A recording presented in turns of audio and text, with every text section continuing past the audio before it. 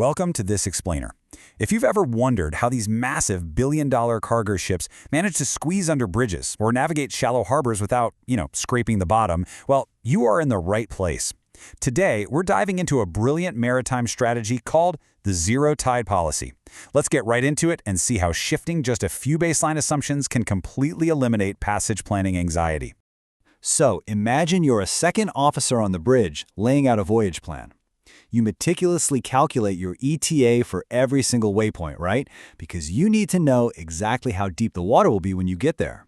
But here's the catch. Once you set sail, reality hits. Things like wind, opposing currents, dodging traffic, waiting for harbor pilots. They constantly shift your timing. You're basically aiming at a moving target. And chasing perfect tide predictions based on a constantly changing ETA, that quickly becomes an impossible task. The traditional way of doing this traps you in this endless, exhausting recalculation loop. Your ETA changes, got to go back to the tide tables, find the new height, and recalculate all your margins from scratch. It's a massive headache and leaves a lot of room for human error. But if you look at the right side here, there is a much smarter, incredibly freeing paradigm. It's the zero-tide way. You calculate it once, and you guarantee you're safe anywhere at any time. Here is how we're going to break this down today. First, the myth of the perfect arrival time. Second, the core logic of the zero-tide policy. Then, we'll look at underwater safety with UKC calculations, overhead clearance with air draft, and finally, a three-step efficient passage plan. All right, Section 1. The myth of perfect arrival time. Let's be real. Out on the water, daily realities absolutely destroy ETA precision. You might have a flawless plan on paper, but then unpredictable winds and currents slow you down. Or maybe you have to alter course for heavy traffic. VTS might step in and order you to hold position. You're constantly making speed adjustments or just sitting around waiting for a pilot to board. Because all these factors can delay a ship at literally any waypoint, relying on a specific ETA to find an exact tide height is a completely flawed foundation for safety. It's like building a house of cards. The plan breaks the second you lose a minute. Moving on to Section 2. The core logic of the zero-tide policy. This brings us to a massive paradigm shift. During the planning phase, you just assume there is absolutely no tide at all. Erase the fluctuating water levels from your mind. Assume the tide is flat out zero. Now, I know that sounds counterintuitive. Why ignore the water that will inevitably be there, right? Well, because by assuming zero tide, you are creating the absolute worst-case scenario. You are completely removing the bonus water that the tide brings in. The core philosophy is simple. Zero tide first. Safe at zero, safe anytime. By using the most conservative baseline imaginable, we guarantee that if the ship is safe with zero extra water, it is safe to arrive at that waypoint at literally any hour of the day or night. If you calculate your margins assuming the water is at its absolute lowest and you still don't scrape the bottom, boom, you've just bought yourself complete operational freedom. A delay of 2 hours, 10 hours, it just doesn't matter anymore. Let's get into the math. Section 3. Underwater safety and UKC calculation. Take a look at the math behind that safety gap. The standard WMP-07-01 manual formula asks us to take the charted sea depth, subtract our margins, like CATSOC or the captain's personal safety margin, then subtract the ship's draft. Next, we subtract squat, which, as you know, is that crazy hydrodynamic effect where a fast-moving ship actually sinks deeper into the water. Finally, the formula says to add the tide.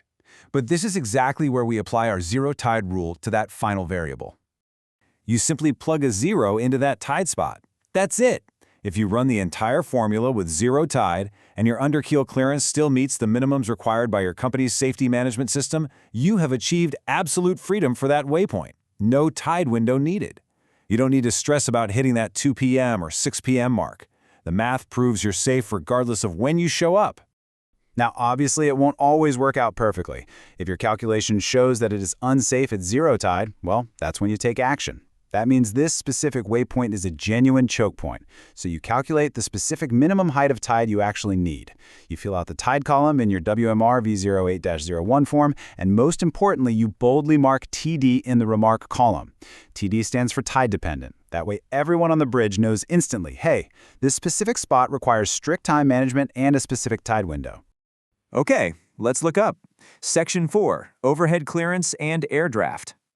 To calculate vertical clearance, making sure our mast doesn't take out a bridge, we use a very similar formula. We take the charted clearance of the bridge, add the highest astronomical tide, or HAT, which is the absolute highest the water can theoretically get. Then we subtract the current height of tide, and finally subtract the ship's air draft. Just like we did underwater, we strip out the variables. During the initial planning phase, we set both the highest astronomical tides and the current height of tide to 0. We're essentially simulating a scenario where the water level is entirely static. We strip away all those fluctuating tidal variables to see if the raw numbers keep us safe from hitting anything overhead.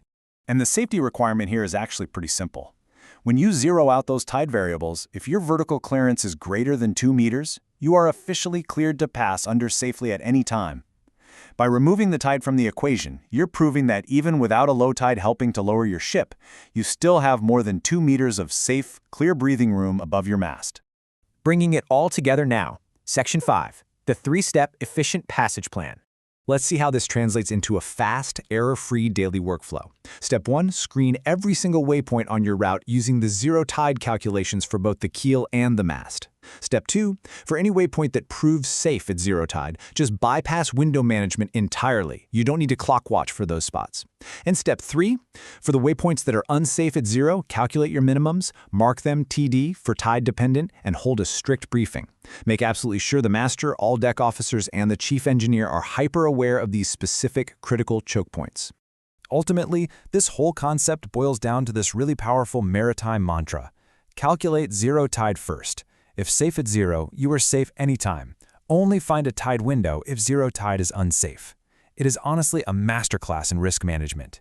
Instead of wasting time trying to calculate perfect conditions for safe waters, you isolate the danger zones and focus 100% of your bridge team's attention exactly where it belongs. So, I'll leave you with this final provocative thought for your next passage plan.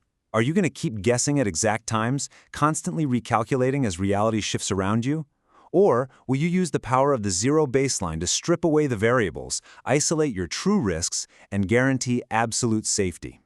Thanks for joining me on this explainer, and I will catch you in the next one.